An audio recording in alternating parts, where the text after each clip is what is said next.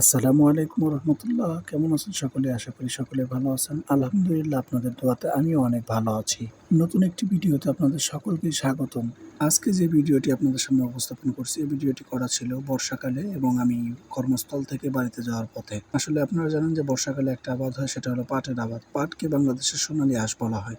দেখেন কৃষকেরা কি সুন্দর করে পাটকে জাগ দিচ্ছে। আর এই জাগ শব্দটার অর্থ যদি আপনাদেরকে ভেঙে বলতে চাই, তাহলে এটা হলো কৃষকেরা জমি থেকে পাট কেটে এনে পুষ্কনি বা পানির নিচে চুবিয়ে রাখবে।